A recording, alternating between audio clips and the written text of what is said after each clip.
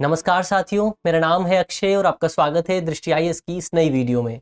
बीते दिनों मई महीने के अंत में भारत सरकार ने सर्विस चार्ज यानी सेवा शुल्क के मुद्दे को लेकर रेस्टोरेंट और होटल इंडस्ट्री के कुछ प्रतिनिधियों के साथ, ओनर्स के साथ एक बातचीत की थी, एक बैठक की थी।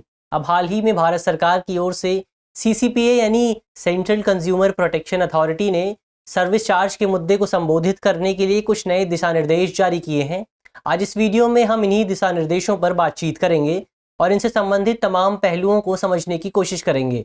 वीडियो शुरू करते हैं और सबसे पहले वीडियो की रूपरेखा को समझ लेते हैं, यानी उन बिंदुओं की बात कर लेते हैं जिनके माध्यम से हम अपनी चर्चा को आगे बढ़ाएंगे। तो वीडियो में सबसे पहले हम न्यूज़ यानी खबर को देखेंगे। इसके बाद जानेंगे कि आखिर ये सेवा शुल्क सर्विस चार्ज होता क्या है और इसको लगाया क्यों जाता है, यानी होटल्स और रेस्टोरेंट सर्विस चार्ज क्यों वसूलते हैं। इसके बाद इसको लेकर विवाद क्या खड़ा हुआ है, ये पूरा सर्विस चार्ज विवाद में क्यों है, इसको लेकर विवाद क्यों उत्पन्न हो गया है, इसको भी जानने की कोशिश करेंगे। साथ ही ये भी जानेंगे कि CCPA द्वारा इस संबंध में जो दिशा निर्देश जारी किए गए हैं वो नए दिशा निर्देश क्या हैं और उनकी ज़रूरत क्यों है। इसके अलावा इन दिशा निर्देशों के उल्लंघन के मामले में क्या किया जा सकता है।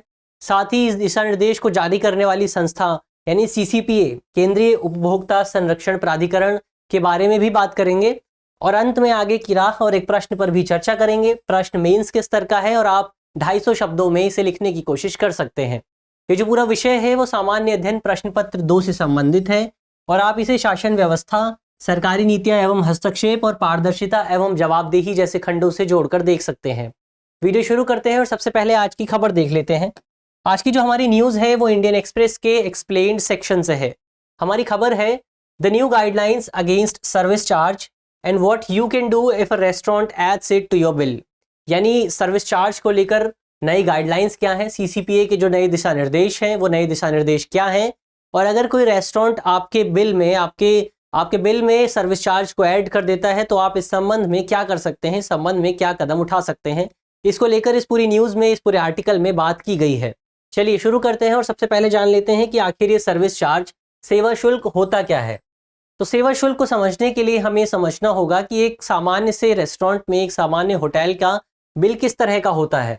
तो एक सामान्य से रेस्टोरेंट के बिल में मुख्यतः 3 कंपोनेंट शामिल होते हैं। इसमें 3 कंपोनेंट होते हैं। सबसे पहला कंपोनेंट है भोजन शुल्क, यानी आप जो भी खाना ऑर्डर करते हैं उसके लिए मेन्यू में जो भी शुल्क लिखा हुआ है सबसे पहले आपको उसका भुगतान करना होता है। इसके बाद रेस्टोरेंट के बिल में सेवा शुल्क को ऐड किया जाता है, सर्विस चार्ज को ऐड किया जाता है, जो कि मुख्य तौर पर 5 से 10% के आसपास होता है। ये इससे ज़्यादा भी हो सकता है। कई जो रेस्टोरेंट होते हैं वो 15%, कई रेस्टोरेंट 20% सर्विस चार्ज भी लगाते हैं। इसके अलावा जो इसका तीसरा कंपोनेंट है वो है GST यानी गुड्स एंड सर्विसेज टैक्स, जो कि तकरीबन 5% के आसपास होता है।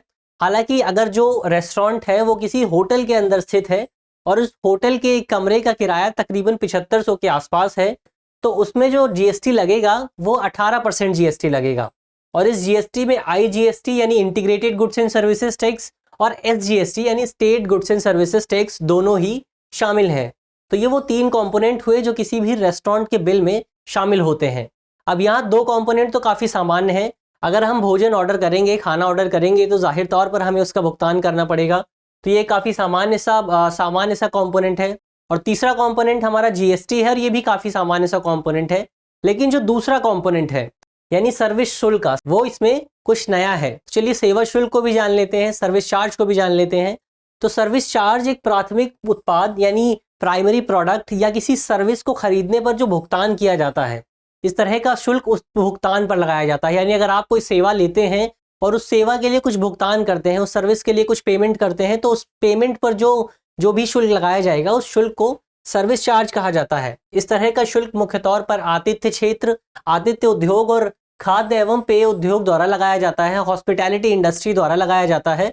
और इस तरह के शुल्क को आम बोलचाल की भाषा में हम टिप भी कहते हैं। अक्सर लोग होटल्स में, रेस्टोरेंट्स में वेटर्स को टिप देते हैं। ये सर्विस शुल्क उसी टिप का एक रूप है, एक नया रूप है। ये जो सर्विस शुल्क होता है ये स्वैच्छिक होता है, वॉलेंट्री होता है। आप चाहें तो सर्विस शुल्क दे सकते हैं, सेवा शुल्क दे सकते हैं, आप चाहे तो इसके लिए मना भी कर सकते हैं। हालांकि ये अक्सर देखा जाता है कि अधिकांश रेस्टोरेंट सेवा शुल्क स्वयं ही निर्धारित कर देते हैं और इसे खुद ही अपने बिल में शामिल कर लेते हैं और उपभोक्ताओं से पूछा भी नहीं जाता, जिसके कारण ये पूरा विवाद अब मौजूदा समय में खड़ा हो गया है। और सरकार को अब इस संबंध में हस्तक्षेप करना पड़ रहा है। अब इस पूरे विवाद को समझने से पहले, ये पूरा विवाद क्या है, पूरा इशू क्या है, इस पूरे विवाद को समझने से पहले ये समझना जरूरी है कि आखिर रेस्टोरेंट ओनर्स द्वारा ये शुल्क लगाया क्यों जाता है, यानी रेस्टोरेंट ओनर्स इस शुल्क को क्यों अधिरोपित करते हैं। तो इसके लिए ये अक्सर ये तर्क दिया जाता है कि इस तरह का शुल्क लगाना कोई गैर कानूनी काम नहीं है, कोई एक इलीगल एक्टिविटी नहीं है, बल्कि ये एक पूर्णतः स्वैच्छिक शुल्क होता है।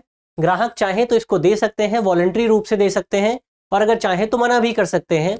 इसके अलावा अक्सर जो रेस्टोरेंट ओनर्स होते हैं, जो भी होटल ओनर्स होते हैं, जो प्रतिनिधि हैं, उनका कहना है कि इस तरह के शुल्क का उपयोग होटल और रेस्टोरेंट के कर्मियों, जो वहाँ पर लोग काम करते हैं, जो भी स्टाफ है, उनके कल्याण के लिए इसका उपयोग किया जाता है और उनके अच्छे वेतन देने के लिए इस तरह के शुल्क की काफ़ी ज़रूरत होती है। और इस तरह का शुल्क इस वजह से कोई भी अनुचित व्यापार प्रथा नहीं है, यानी किसी भी कानून का उल्लंघन नहीं करता है। तो ये तर्क है रेस्टोरेंट ओनर्स का। लेकिन अब इसमें विवाद क्या है, इसमें समस्या क्या है? अगर इस तरह का शुल्क होटल्स कर्मियों के लिए, होटल में जो लोग काम करते हैं उनके लिए बेहतर है, उनको सुविधाएं मिलती हैं, इसके कारण उनका कल्याण सुनिश्चित होता है, तो आखिर इसमें समस्या क्या है? इसमें समस्या ये है कि ये जो शुल्क है उसका निर्धारण होटल ओनर्स द्वारा मनमाने ढंग से किया जाता है। कुछ होटल्स 5% सर्विस शुल्क लेते हैं, सर्विस चार्ज लेते हैं, कुछ होटल्स 10% लेते हैं, कुछ रेस्टोरेंट 15% लेते हैं, कुछ रेस्टोरेंट 20% भी शुल्क लेते हैं। तो मनमाने ढंग से इसका निर्धारण किया जाता है। इसके अलावा ग्राहकों को इसकी वैधता को लेकर भी गुमराह किया जाता है। अक्सर होटल ओनर्स और जो रेस्टोरेंट ओनर्स होते हैं वो बिल पर इस पूरे शुल्क को छाप देते हैं और इस तरह से इसे कानूनी रूप देने की कोशिश करते हैं, इसे कानूनी रूप से पेश करने की कोशिश करते हैं। और जब बिल पर छपकर ये शुल्क हमारे सामने आता है, ग्राहकों के सामने आता है, तो हम जाहिर तौर पर ये मानते हैं कि एक वैध बिल है, वैध शुल्क है और ये शुल्क सरकार के खाते में जाएगा। लेकिन ऐसा नहीं होता। जो सर्विस चार्ज होता है वो सरकार को नहीं मिलता, बल्कि सर्विस शुल्क होटल्स को मिलता है। इसका मुख्य हिस्सा होटल्स को जाता है और इसको लेकर भी हमारे पास कोई आंकड़ा उपलब्ध नहीं है कि होटल्स इसका लाभ अंततः जो कर्मी हैं होटल उद्योग के उनको भी देते हैं। इसके अलावा इस शुल्क को अक्सर ये घटनाएं भी देखने को मिलती हैं कि जो लोग सर्विस शुल्क नहीं देते हैं, सर्विस शुल्क न देने को लेकर लोगों को परेशान किया जाता है, ग्राहकों को परेशान किया जाता है। ये देखने को मिला है कि जो लोग सर्विस शुल्क नहीं देते हैं उन्हें होटल में एंट्री नहीं दी जाती, उन्हें रेस्टोरेंट में नहीं आने दिया जाता, और अगर सर्विस शुल्क देने से मना कर देते हैं तो कई बार उन्हें बेहतर सुविधाएं भी नहीं दी जाती, ग्राहकों पर ध्यान भी नहीं दिया जाता क्योंकि वो इस तरह का शुल्क नहीं दे रहे हैं, ऐसा तर्क दिया जाता है।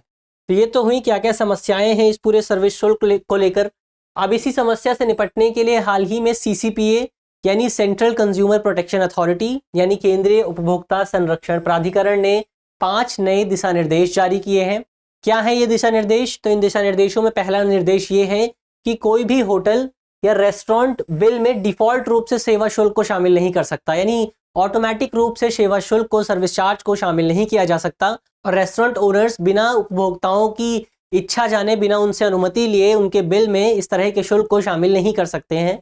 इसके अलावा सेवा शुल्क उपभोक्ताओं से किसी अन्य नाम से नहीं लिया जा सकता, यानी अगर रेस्टोरेंट ओनर्स चाहें तो इसका नाम नहीं बदल सकते हैं, वो किसी और नाम से नहीं ले सकते हैं। इसके अलावा उपभोक्ताओं को सेवा शुल्क भुगतान करने के लिए मजबूर नहीं किया जा सकता, उन्हें बाध्य नहीं किया जा सकता इस तरह के शुल्क का भुगतान करने के लिए।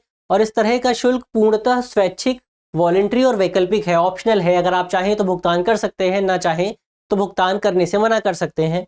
इसमें जो चौथा दिशा निर्देश है वो ये है कि सेवा शुल्क के संग्रह के आधार पर प्रवेश पर कोई प्रतिबंध नहीं लगाया जा सकता, यानी होटल्स ये निर्धारित नहीं कर सकते कि अगर कोई व्यक्ति सेवा शुल्क का भुगतान नहीं करता है तो वो होटल के अंदर नहीं आ सकता, वो रेस्टोरेंट के अंदर नहीं आ सकता। उसे इस तरह की पूरी अनुमति होगी कि वो बिना सेवा शुल्क का भुगतान किए भी होटल में अंदर आ सकता है। इसके अलावा कुल बिल के हिस्से के तौर पर सेवा शुल्क को प्रस्तुत नहीं किया जाएगा, यानी सेवा शुल्क को कुल बिल के हिस्से के तौर पर शामिल नहीं किया जाएगा। और इसके अलावा कुल योग पर GST भी नहीं लगाया जाएगा, यानी GST केवल जो भोजन का शुल्क है उसी पर लगाया जाएगा। पहले ये देखा जाता था कि होटल ओनर्स जो भोजन का शुल्क है और जो सेवा शुल्क है दोनों को जोड़कर उस पर GST लगाते थे, जिसकी वजह से जो कुल अमाउंट जो था वो काफ़ी बढ़ जाता था। लेकिन अब सरकार ने ये दिशा निर्देश दिए हैं, CCPA ने ये दिशा निर्देश दिए हैं कि होटल में जो भी बिल दिया जाएगा उसमें सर्विस चार्ज को शामिल नहीं किया जाएगा और GST केवल जो भोजन का शुल्क है उस पर ही लगाया जाएगा। तो ये तो हुए क्या दिशा निर्देश आए हैं। अब जान लेते हैं कि अगर कोई भी होटल या रेस्टोरेंट इन दिशा निर्देशों का उल्लंघन करता हुआ पाया जाता है तो इस संबंध में हमारे पास क्या क्या विकल्प मौजूद हैं। तो अगर कोई भी होटल या रेस्टोरेंट आपके बिल में सर्विस चार्ज को शामिल करता है तो इस संबंध में आपके पास 4 विकल्प मौजूद होते हैं। सबसे पहला विकल्प तो यही है कि आप उस होटल से उस रेस्टोरेंट से ये अनुरोध कर सकते हैं कि आपके बिल से सर्विस चार्ज को हटाया जाए। अगर आप इस तरह का कोई भी चार्ज पे नहीं करना चाहते हैं, इस संबंध में कोई भी भुगतान नहीं करना चाहते हैं, आप होटल से अनुरोध कर सकते हैं। अगर अनुरोध करने पर भी होटल नहीं मानता है, वो इस तरह के चार्ज को नहीं हटाता है, तो इसके बाद आप राष्ट्रीय उपभोक्ता हेल्पलाइन पर भी अपनी शिकायत दर्ज करा सकते हैं। ये जो राष्ट्रीय उपभोक्ता हेल्पलाइन है वो प्री लिटिगेशन स्टेज पर विवादों का निपटान करने के लिए एक वैकल्पिक विवाद निवारण तंत्र है। इसमें जो मुकदमों को कोर्ट में जाने से पहले सुलझाने की कोशिश की जाती है, जो भी उपभोक्ताओं से संबंधित मामले होते हैं। अगर आप राष्ट्रीय उपभोक्ता हेल्पलाइन में अपनी शिकायत दर्ज कराना चाहते हैं तो इस संबंध में आपको 1915 नंबर पर कॉल करना होगा। इसके अलावा आप उपभोक्ता आयोग के समक्ष भी शिकायत दर्ज करा सकते हैं। इस संबंध में एक पोर्टल है, ई दाखिल पोर्टल, आप इस पोर्टल पर अपनी शिकायत दर्ज करा सकते हैं। अगर यहाँ से भी शिकायत का निवारण नहीं होता है, निपटान नहीं होता है, तो इसके बाद आप अपने ज़िले के कलेक्टर के समक्ष भी इस संबंध में शिकायत कर सकते हैं। और अगर आप ज़िले के कलेक्टर से शिकायत करते हैं तो इसके बाद इस पूरी शिकायत की जांच स्वयं केंद्रीय उपभोक्ता संरक्षण प्राधिकरण यानी CCPA द्वारा की जाएगी। ये तो हुए वो 4 विकल्प जो हमारे सामने मौजूद होते हैं अगर कोई भी होटल या रेस्टोरेंट हमारे बिल में इस तरह का कोई भी शुल्क शामिल करता है। अब आगे बढ़ते हैं और जान लेते हैं अंत में केंद्रीय उपभोक्ता संरक्षण प्राधिकरण यानी CCPA के बारे में, जिसने ये नए दिशा निर्देश जारी किए हैं। उस संस्था के बारे में भी कुछ बात कर लेते हैं। तो इस संस्था का जो गठन किया गया था वो उपभोक्ता संरक्षण अधिनियम 2019 की धारा 10A के तहत किया गया था और इसके प्राथमिक कार्यों में उपभोक्ताओं के अधिकारों की रक्षा करना, अनुचित व्यापार प्रथाओं पर नकेल कसना यानी अनुचित व्यापार प्रथाओं को रोकना और किसी भी तरह के झूठे और भ्रामक विज्ञापन को रोकना इसके प्राथमिक कार्यों में शामिल है। इसका जो मुख्यालय है वो दिल्ली राष्ट्रीय राजधानी क्षेत्र में स्थित है। तो ये तो हुई इस पूरे प्राधिकरण की बात, CCPA की बात। आप कमेंट बॉक्स में ये बता सकते हैं कि भारत सरकार द्वारा CCPA का गठन किस साल किया गया था। चलिए अब आगे बढ़ते हैं और अंत में आगे की राह पर बात कर लेते हैं, निष्कर्ष पर बात कर लेते हैं। तो निष्कर्ष के तौर पर हम कह सकते हैं कि भारत में व्यापार पारितंत्र यानी ट्रेड इकोसिस्टम या बिजनेस इकोसिस्टम को बढ़ावा देने के लिए, उसको और ज़्यादा मजबूत करने के लिए उपभोक्ताओं का सशक्तिकरण काफ़ी ज़्यादा आवश्यक है। उपभोक्ताओं को जागरूक बनाना काफ़ी ज़्यादा महत्वपूर्ण है। और हाल ही में CCPA ने जो नए दिशा निर्देश जारी किए हैं ये इसी दिशा में काफ़ी महत्वपूर्ण साबित हो सकते हैं। उपभोक्ताओं को जागरूक करने में, उपभोक्ताओं को सशक्त करने में ये नए दिशा निर्देश काफ़ी महत्वपूर्ण साबित हो सकते हैं। हालांकि होटल उद्योग द्वारा जो तर्क दिया जा रहा है इस संबंध में वो तर्क भी जायज़ है। हमने पहले ही देखा कि होटल उद्योग द्वारा इस संबंध में तर्क दिया जा रहा है कि ये जो सर्विस शुल्क है वो होटल उद्योग के कर्मियों, वहाँ के जो स्टाफ होता है उसके कल्याण के लिए काफ़ी आवश्यक होता है। हालांकि इस संबंध में होटल उद्योग द्वारा, हॉस्पिटैलिटी इंडस्ट्री द्वारा अभी तक कोई भी डेटा प्रस्तुत नहीं किया गया है, कोई भी तथ्य प्रस्तुत नहीं किया गया है। ये केवल तर्क के आधार पर ही बात की जा रही है। ऐसे में ज़रूरी है कि अगर ये सही है तो हॉस्पिटैलिटी इंडस्ट्री को कुछ आंकड़े प्रस्तुत करने चाहिए, कुछ नए तथ्य देने चाहिए, कुछ तर्क देने चाहिए। और अगर ये सही साबित हो जाता है तो इस संबंध में भारत सरकार को भी कुछ प्रावधान करने की ज़रूरत है। भारत सरकार को भी इस संबंध में कुछ नए नियम और कानून लागू करने की ज़रूरत है। ये तो हुई आगे की राह की बात, निष्कर्ष की बात। अब अंत में एक प्रश्न पर बात कर लेते हैं। प्रश्न मेंस का है और आप 250 शब्दों में इसे लिखने की कोशिश कर सकते हैं। प्रश्न है कि भारत में उपभोक्ता संरक्षण से संबंधित नियम कानूनों की चर्चा करते हुए उपभोक्ता जागरूकता और सशक्तिकरण पर चर्चा कीजिए। यानी सबसे पहले आपको ये बताना है कि भारत में उपभोक्ता संरक्षण से संबंधित कौन कौन से नियम कानून हैं। इसके बाद साथ ही आपको ये भी बात करनी है कि भारत में उपभोक्ता सशक्तिकरण और उपभोक्ता जागरूकता को लेकर क्या क्या प्रयास किए जा रहे हैं और मौजूदा समय में इसकी क्या स्थिति है और साथ ही ये महत्वपूर्ण क्यों है। मुझे आशा है कि इस वीडियो के माध्यम से जिन भी बिंदुओं की चर्चा की गई है वो आपको समझ में आएंगे और अगर आपके प्रश्न पत्र में इससे संबंधित कोई भी सवाल आता है तो आप उसे आसानी से हल कर सकेंगे। धन्यवाद।